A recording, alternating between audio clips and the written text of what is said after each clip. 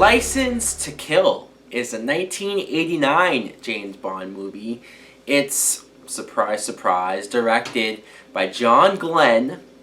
Now, the plot this time is we see, actually at the beginning, James Bond and a couple of agents, they're going to this wedding for this agent Felix. On the way there, though, they get sort of called off to this quick mission where they take out this drug lord Sanchez. They go back to the wedding, everything seems okay until Sanchez eventually breaks out of jail and sort of starts killing agents. So James Bond has to stop this guy. Now, what I thought of License to Kill was I quite enjoyed this movie. I mean, at the beginning, when you see them stop this guy, and I thought to myself, wow, I'm not sure, with the exception of Blofeld, I'm not sure we've had a Bond villain where we see get taken out early on and then come back almost for revenge. I thought this set up the villain pretty well, and it made him more interesting and wanted me to see exactly what he could do. And seeing how he kidnaps Felix and his new wife and what he does to them, I thought was pretty messed up. His wife is played by Priscilla Barnes. If anyone remembers her from Three's Company, she was the replacement for Suzanne Summers. And I used to watch Three's Company, so instantly when I saw her in this movie, I was like, she looks familiar.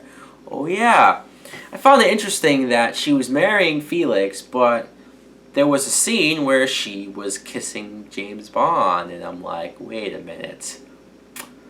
Bond, what are you doing? I did like, though, after they end up getting married, she tells Bond how for him to get married next. And he's kind of just like not really talking about it, avoiding the subject. He walks away, and then the husband says he's been married once before. And I love them referencing his marriage because that was so tragic, the way how that ended, and the fact that that's still canon. I find it interesting that because that's a big part of his history.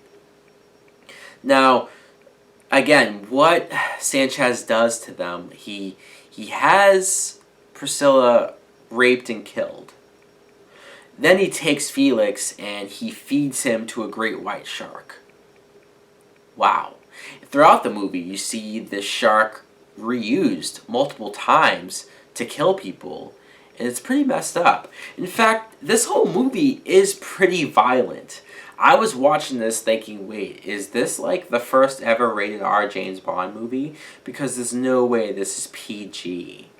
How did they get away with a PG rating on this? One thing that I found very interesting is that one of Sanchez's bodyguards, henchmen, is played by a very young Benicio del Toro. It was very cool to see him as a villain henchman in a Bond movie, especially because he's gone on to be in a lot of good movies and he's a great actor, so it's cool to see that. He was pretty menacing. I love the moment where Bond, he needs, or at least he feels like he needs to really get into the situation, even if MI6 isn't willing to help him anymore. He gets himself suspended, and so now he's sort of on his own, not with anyone's help. And one thing that I loved about this movie was the Bond girl, Pam, played by Carrie Lowell. And I liked her a lot because when we meet her, she's so strong.